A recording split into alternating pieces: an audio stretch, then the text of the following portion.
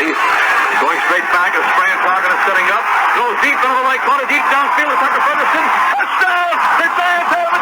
Tucker Ferguson deep in the end zone for a touchdown. And the Giants are out in front now, 41-24. Well, hello. Thank you so much for taking time out of your day to check out this video. And welcome to the Gridiron. And before I get started, I just want to say thank you so much to everyone out there who's been watching my videos. Thank you. If you can maybe give this video a thumbs up or possibly leave a comment below, maybe share this video, it would mean so much to me. But at least anyway, just thank you so much for just taking time out of your day to check out this video. Thank you. Well, guys, it's kind of like Christmas. Or I guess maybe the 8 days of Hanukkah. I guess maybe like the 2 days of Hanukkah. I guess it was like back to back, just good, really good news. Because we got Blake coming back, Blake Martinez. Yes, awesome. That's fantastic. Sterling Shepard. Now we got Blake Martinez. Right. It's another win-win, you know, for Shepard. And now it's a win-win for Martinez, keeping both those players and saving money. Because the way it was looking, I mean, is it possible, you know, we were going to, you know, if we could restructure a contract, we're going to have to let him go. So then we would save, obviously, probably more money maybe by letting him go, possibly more money by letting him go, but then we wouldn't have the player. So then the problem is we let Blake Martinez go. Now we needed somebody to take his spot. Same thing with Sterling Shepard. If we let Sterling Shepard go, we'd save money, but then we'd have to get somebody to take his spot. So now basically not only did we save money toward the cap, but we got a good player on offense and a good player on defense. Phenomenal, especially Martinez, the guy right in the center there, the one who makes all the tackles and everything. Plus both of the guys, Shepard and Martinez, New York ain't for everybody, but apparently they both like it here. And Shepard, I mean, obviously because we drafted him in 2016, is the only team he's known and all and everything, so he's loyal. So that was nice to see the Giants, you know, wanted to keep him and restructure his contract, and he said yes and all and everything. But both of those guys were drafted in 2016. Shepard was drafted in the second round, and Blake Martinez was drafted in the fourth round. So, very odd. Shepard, of course, those are the back-to-back years, 15 and 16 for the Giants, where the second round pick wound up being better than the first round pick. 2015, we took Eric Flowers in the first round. Second round, we took Landon Collins, who wound up being a lot better than Eric Flowers was. And the Washington Commanders just let go of Landon Collins because they wanted him to take another pay cut, I think. And he took one. They wanted him to take another, and he said no. So he's testing the free agency waters. So I don't know where he's going to wind up at. Won't be here, but be interesting. But then it was 2015, 2016, of course. Then we took Eli Apple in the first round. Yeah. Great pick there. And then we took Sterling Shepard in the second round. So back-to-back years, the second rounder for the Giants wound up being far better than the first rounders were. Now, for Blake, I mean, last year what happened to him was just kind of, he's different than Shepard. Shepard, 4 out of the past 5 years, he just keeps getting hurt. All right. I mean, it's you just don't know what it's going to be or when it's going to be. It's probably going to be the same thing, unfortunately, this year coming up. Hopefully not, but you know, Shepard gets hurt. Blake Martinez, all right, he played all 16 games from 2017 to 2020, right? Those 4 seasons in a row. So 2016, his first season, he played in 13 games. He started in 9 of them. He sprained his MCL, right, in his first season, 2016. So he missed 3 games his rookie season with a sprained MCL. But 2017, 2018, 2019 and 2020, 4 years in a row, he played 16 games. He played 64 out of 64. Not only that, but I mean, the position he plays is contact. I mean, contact. Either you're getting blocked or you're trying to make a tackle or something, but there's a lot of contact. So, and he played in 64 out of 64 games. So, I mean, for him to go down, that wasn't like, oh, yeah, that's Blake getting injured again. No, it was kind of, that was kind of I guess a rarity, if you want to call it, for him. It was against the Falcons, week 3. I mean, for all I can remember, it might have even been the first drive of the game. If it wasn't the first, it might have been the second drive of the game the Falcons had. I'm almost darn sure it was in the first quarter. I mean, Matty Ice dropped back to pass, drops a little pass off the Cordarrelle Patterson.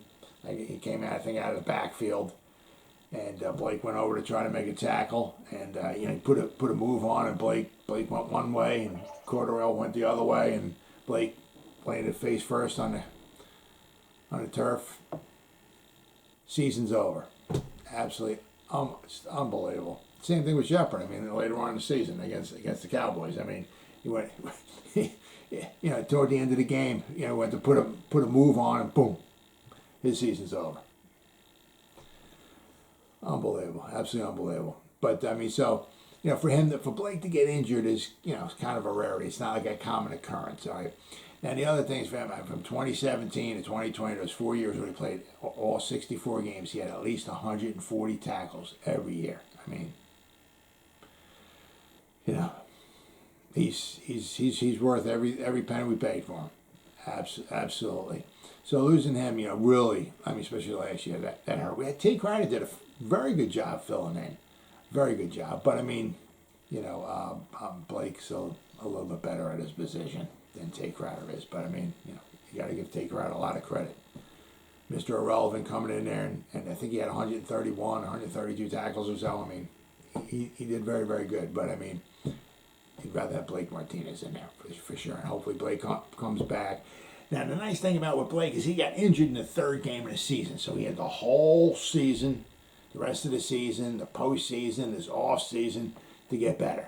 So, I mean, they're really, the way they're coming back and training and all that and everything, he should be good to go by. I don't know.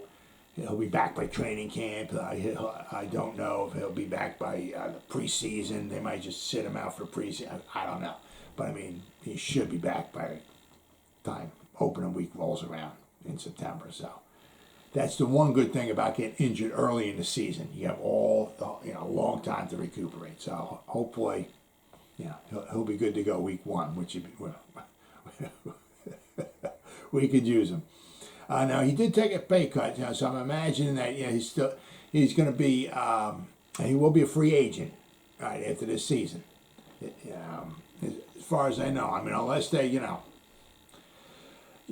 took a pay and they added an extra year or so, because we signed him in 2020 for 3 years, so 2020, 2021, 22. So this is the last year. So unless they, dropped his salary down maybe a little bit and, maybe gave him a little bit more and signed him for another company, I don't know. But I do know Untitled Chapter will be a free agent after 2022 is up.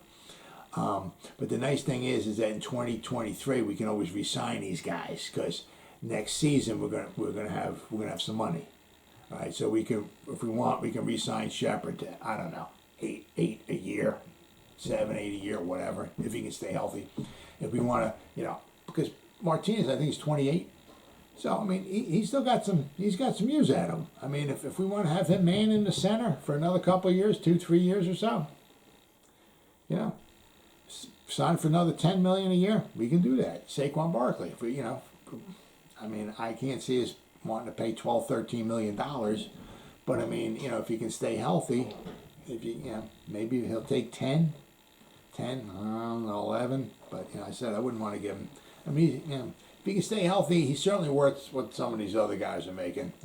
13, 14, 15. But I don't know if the Giants want to, pay $50 million for him for 4 years or so. But who knows? But I mean, we will have money next season. We can start re-signing some of these guys. Instead of just letting these guys go, bringing in a whole new set of guys. I mean, Shane wants Shepard here. Shane wants Martinez here. You got him here. Okay, they re-signed. They lowered their contract and all. Let's see if we re-sign him. Keep him here. Would be huge, instead of a frickin' revolving door.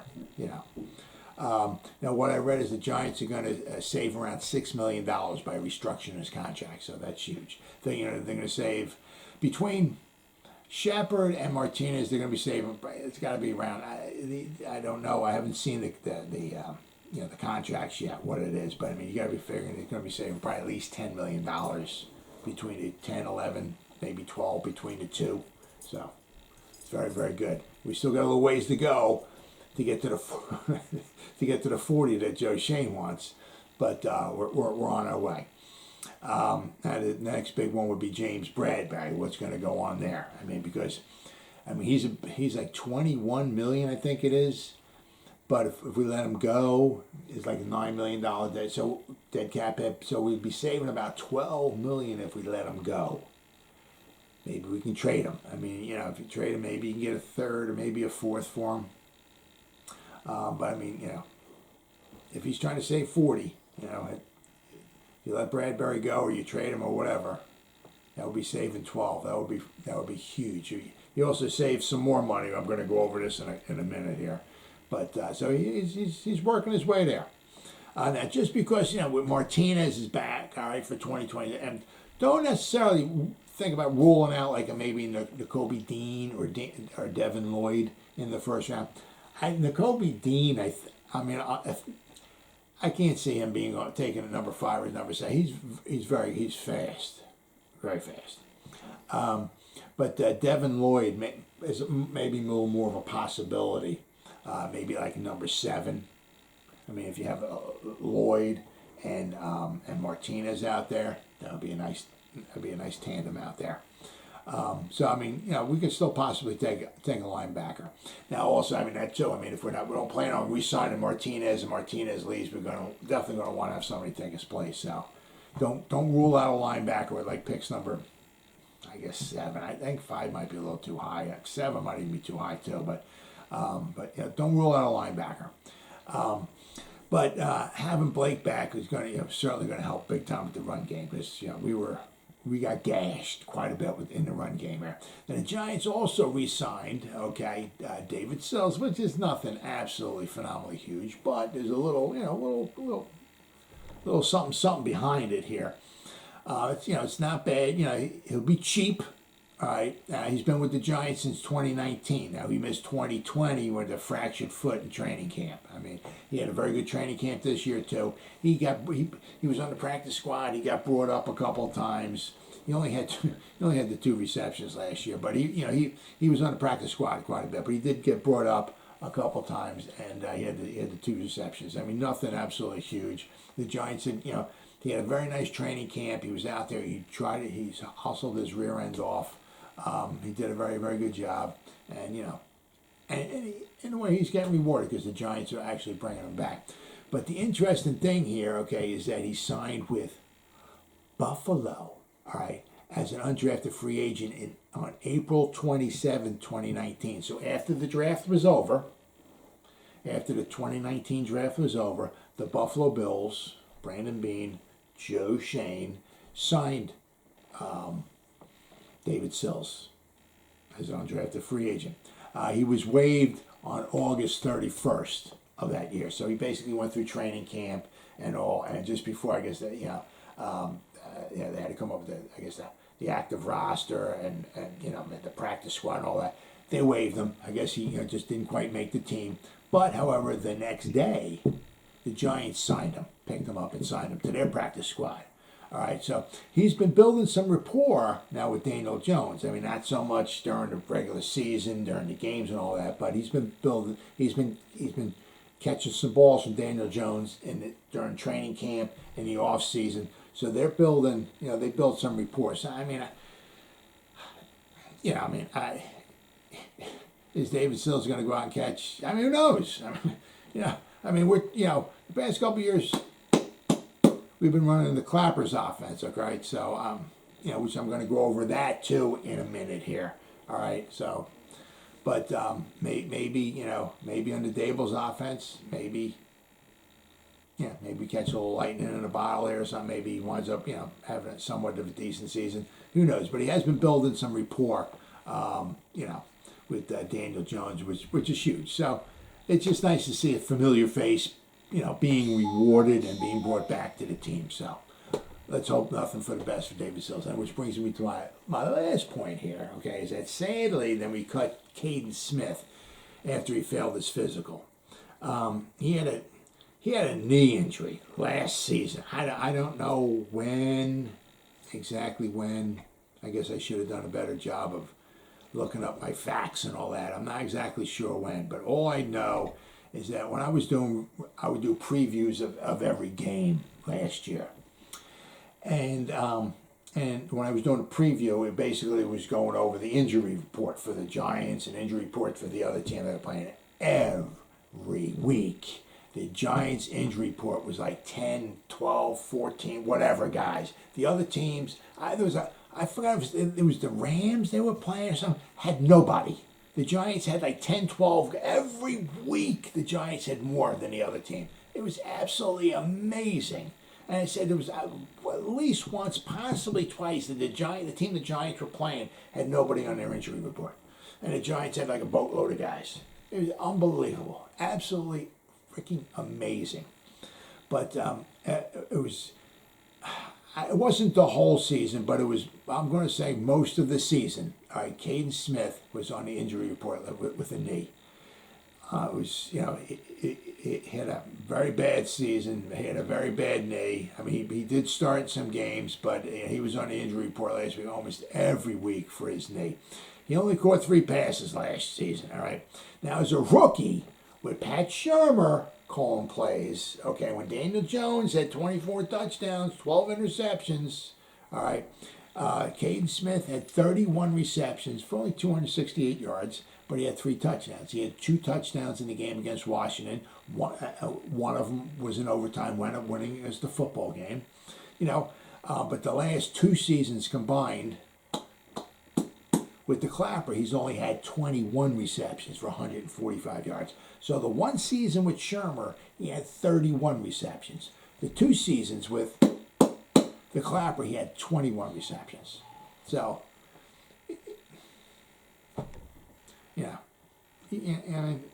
so some of it just, it's like, I don't know. It just seemed like he was so. I'm not saying he was going to be an All-Pro or Hall of Famer, but I mean, you're a rookie. He kind of came out of nowhere. We got him from the 49ers. He had 31 receptions. You figure the next season maybe he get a little better, maybe a little, maybe he catches 40 or something like that. No, he had 21 over the past 2 seasons. Just weren't using them. And I said last year he only had 3 receptions. A lot of it was because of his injured knee. But now maybe it was his poor performance other than the knee, his small amount of receptions might have been because it was from Jason Garrett's offense. So the Giants saved about $2.5 million by letting him go. So maybe saved about 4, 5, or 6 with Shepard. We saved about $6 million with Blake Martinez. We saved about $2.5 million by letting Kaden Smith go because he failed his physical. So hopefully he takes care of his knee. Maybe someone down along the line, maybe we'll pick him back up again. But hopefully he takes care of his knee, and at least hopefully somebody winds up picking him up because he ain't an All-Pro, but he's certainly worth a 3rd tight end. If you need a 3rd tight end on your roster, he's cheap, right? So, but I just wish him nothing but the best. So now the 3 tight ends that the Giants have, all right, the 3 starters that they had last year, all right, you had Evan Ingram, Kyle Rudolph, and Kaden Smith, all gone. All right, so our 3 starters are totally gone. So the only 3 tight ends we have on our roster: Rice and John, all right, Chris Monrick, and Jake Hausman. Okay, so a wide receiver in the draft would be nice. It's going to be nice. There'd be some good quality depth throughout the draft. I'm not saying in the 7th round you're going to get somebody unbelievable. But, I mean, maybe a 4th rounder. Maybe one of our 2 third-round picks. We can maybe pick up a wide receiver who will certainly help out, which would be phenomenal. As undrafted free agents we'll be able to bring in. But look for the Giants to take a tight end because, I mean, with the small amount of salary cap money we have, we're not going to be bringing in somebody who's really going to make that much of a difference with give him $4 or $5 million. I mean, that's just not happening. So with Dable's offense, we're going to want to have somebody in here. I said that's somebody who's needs to be absolutely unbelievable. But look for the Giants to take. I think the 2nd round might be, because where the Giants are drafting in the 2nd round is no, you can't draft a tight end there. Look for the 3rd round. Look for possibly in the 3rd round, one of our 3rd round picks, or if not one of our 3rd round picks, look for the Giants to take a tight end in the 4th round because the 3 tight ends we have right now just ain't going to get the job done. Well, as always, guys, thank you so much for taking time any day to check out this video. You guys stay safe out there and go Giants. Woo!